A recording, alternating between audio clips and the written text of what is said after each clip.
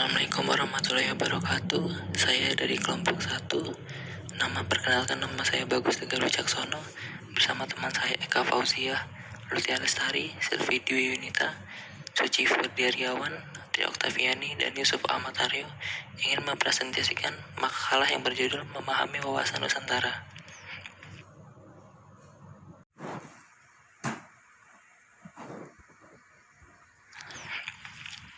Memahami wawasan Nusantara, cara pandang bangsa Indonesia terhadap rakyat, bangsa, dan wilayah negara kesatuan Republik Indonesia yang meliputi darat, laut, dan udara di atasnya sebagai satu kesatuan politik, ekonomi, sosial, budaya, dan pertahanan keamanan.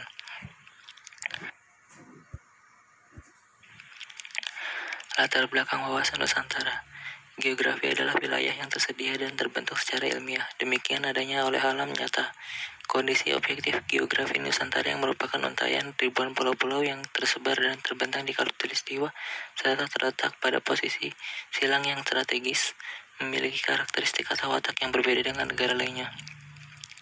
Namun apabila keadaan lingkungan alam yang seperti itu tidak dapat didampingi dengan persatuan bangsa dan kesatuan wilayah negara, maka akan menjadi sesuatu yang sia-sia.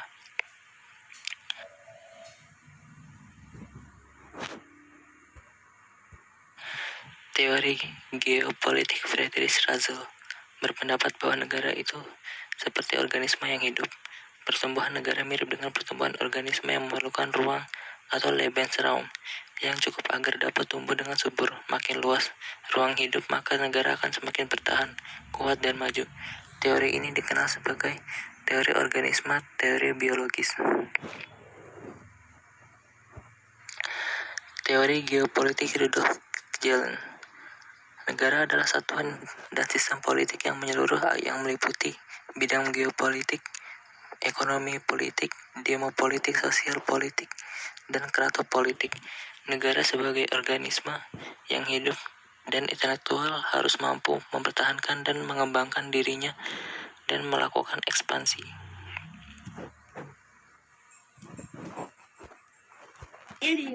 Karl Haushofer 1896 sampai 1946 melanjutkan pandangan Russell dan Gehlen. Perbandingan penduduk dan luas negara. Lebensraum. Untuk mencapai maksud tersebut, negara harus mengusahakan autarki, ekspansi, pembagian dunia menjadi beberapa wilayah kekuasaan Pan-Amerika, Australia, Asia Timur, Australia, Asia dikuasai Jepang, Rusia, India, Asia Barat, Eropa Timur dikuasai Rusia, Eropa Afrika atau Eropa Barat kecuali Inggris dan Rusia dikuasai oleh Jerman. Harold Mackinder 1861 sampai 1947. Teori daerah jantung, penguasaan daerah-daerah jantung dunia. Barang siapa menguasai daerah jantung atau Eropa Timur dan Rusia, maka ia akan menguasai pulau dunia atau Eropa, Asia, dan Afrika, yang pada akhirnya akan menguasai dunia.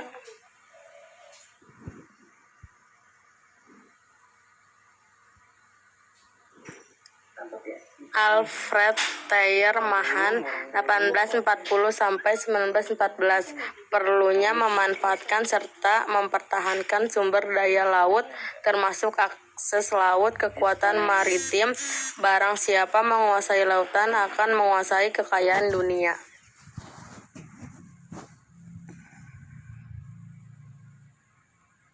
Giulio Douhet, William Michel Spersky, dan J.F.C. Fuller Douhet 1869 sampai 1939 memiliki pendapat lain dibandingkan dengan para pendahulunya. Keduanya melihat kekuatan dirgantara memiliki peran yang lebih dalam memenangkan peperangan melawan para musuh.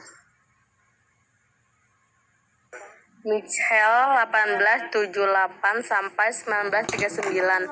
Kekuatan dirgantara lebih berperan dan lebih menguntungkan.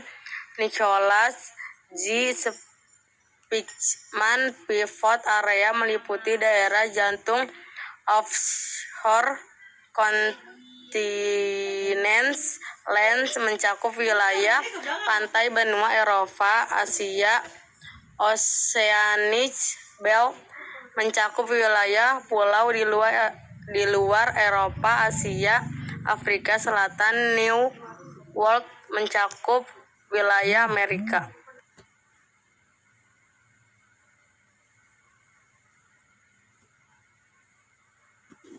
Landasan wawasan Nusantara. Landasan ideal wawasan Nusantara adalah Pancasila. Pancasila sebagai dasar negara juga termasuk mendasari keberadaan wawasan Nusantara. Pelaksanaan Pancasila dalam kehidupan bermasyarakat, berbangsa, dan bernegara antara lain mensyukuri anugerah, konstelasi dan posisi geografi serta isi dan potensi yang memiliki oleh wilayah Nusantara. Landasan konstitusional. Landasan konstitusional wawasan Nusantara adalah Undang-Undang Dasar 1945, karena Undang-Undang Dasar itulah yang merupakan konstitusi dalam kehidupan bermasyarakat, berbangsa, dan bernegara. Wujudnya antara lain dalam bentuk negara, kesatuan, serta penguasaan oleh negara atas bumi, air, dan dirgantara.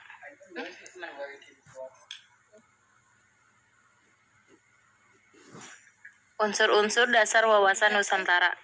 Wadah atau kontur, wadah kehidupan bermasyarakat, berbangsa, dan bernegara meliputi seluruh wilayah Indonesia yang memiliki sifat serba Nusantara dengan kekayaan alam dan penduduk serta aneka ragam budaya ialah bangsa Indonesia dan seluruh tumpah darah Indonesia.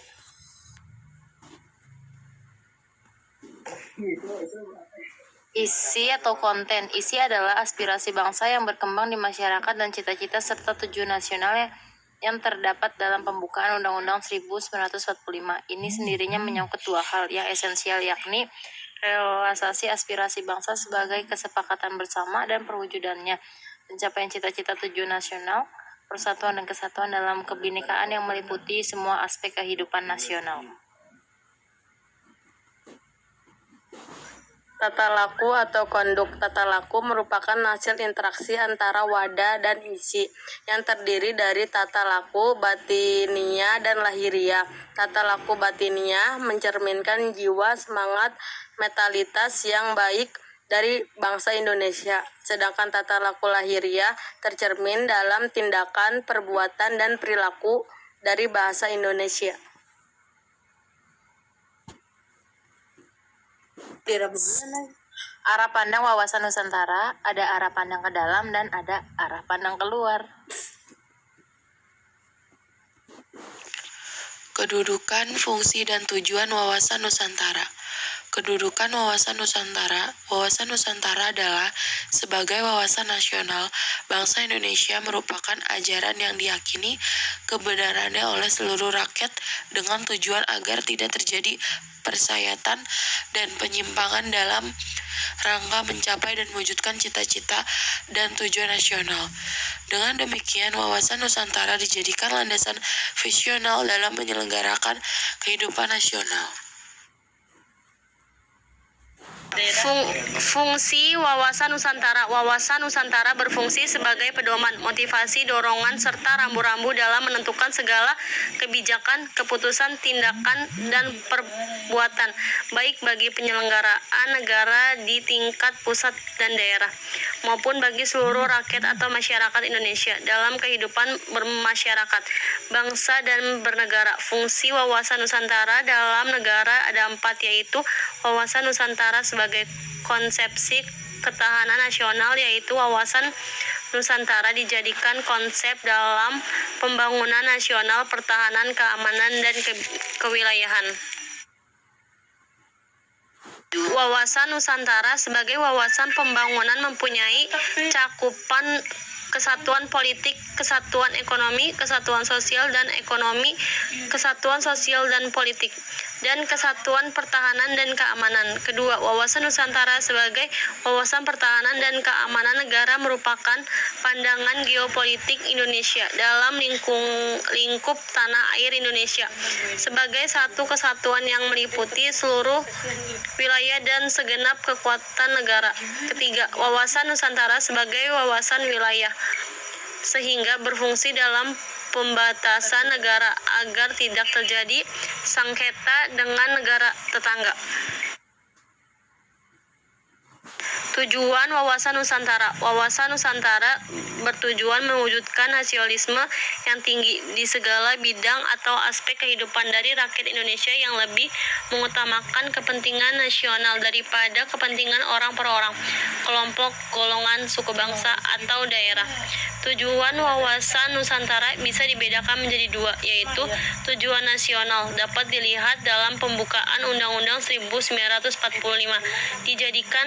Dijelaskan bahwa tujuan kemerdekaan Indonesia adalah untuk melindungi segenap bangsa Indonesia dan seluruh tumpah darah Indonesia, dan untuk mewujudkan kesejahteraan umum, mencerdaskan kehidupan bangsa, dan ikut melaksanakan ketertiban dunia yang berdasarkan kemerdekaan, perdamaian abadi, dan keadilan sosial. Sasaran implementasi dari Wawasan Nusantara.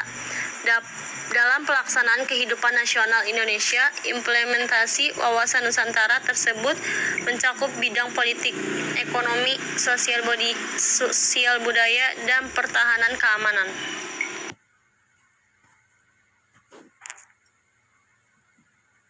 Kehidupan bidang politik, pelaksanaan kehidupan politik yang diatur dalam undang-undang seperti Undang-Undang Partai Politik, Undang-Undang Pemilihan Umum, dan Undang-Undang Pemilihan Presiden. Pelaksanaan undang-undang tersebut harus sesuai hukum dan mementingkan persatuan bangsa. Pelaksanaan kehidupan bermasyarakat dan bernegara di Indonesia harus sesuai dengan hukum yang berlaku. Seluruh bangsa Indonesia harus mempunyai hukum yang sama bagi setiap warga negara tanpa pengecualian. Mengembangkan sikap hak asasi manusia dan sikap pluralisme untuk mempersatukan berbagai suku, agama, dan bahasa yang berbeda sehingga menumbuhkan sikap toleransi. Memperkuat komitmen politik terhadap partai politik dan lembaga pemerintah untuk meningkatkan semangat kebangsaan, persatuan, dan kesatuan. Meningkatkan peran Indonesia dalam kancah internasional dan memperkuat korps diplomatik sebagai upaya penjagaan wilayah Indonesia, terutama pulau-pulau terluar dan pulau kosong.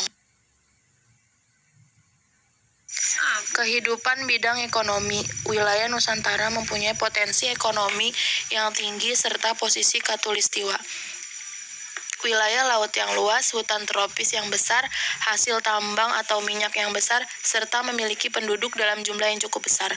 Pembangunan ekonomi harus memperhatikan keadilan dan keseimbangan antar daerah. Pembangunan ekonomi harus melibatkan partisipasi rakyat seperti dengan memberikan fasilitas kredit mikro dalam pengembangan usaha kecil. Kehidupan bidang sosial, mengembangkan kehidupan bangsa yang serasi antara masyarakat yang berbeda dari segi budaya, status sosial maupun daerah. Pengembangan budaya Indonesia untuk melestarikan kekayaan Indonesia serta dapat dijadikan kegiatan pariwisata yang memberikan sumber pendapatan nasional maupun daerah.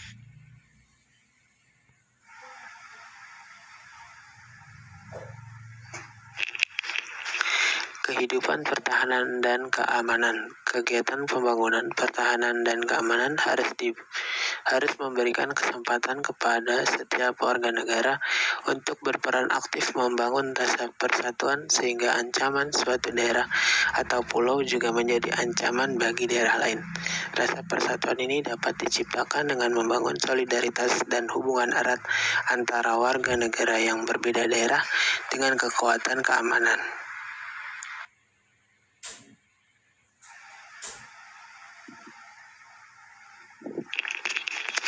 Membangun TNI yang profesional serta menyediakan sarana dan prasarana yang memadai bagi kegiatan pengamanan wilayah Indonesia, terutama pulau dan wilayah terluar Indonesia.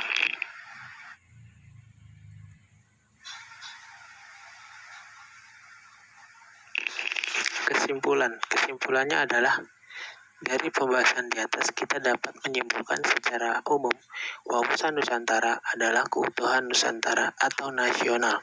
Dalam pengertiannya yaitu cara pandang yang secara utuh menyeluruh dalam lingkup Nusantara dan demi kepentingan nasional.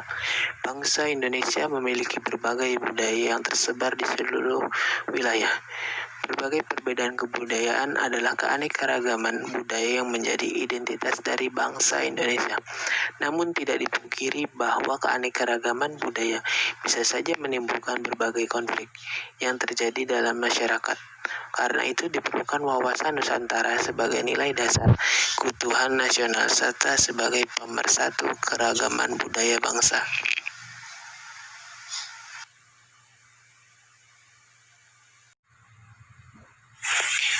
Sekian presentasi dari kelompok 1. Kurang lebihnya mohon maaf. Assalamualaikum warahmatullahi wabarakatuh. Dipersilakan untuk sesi tanya jawab.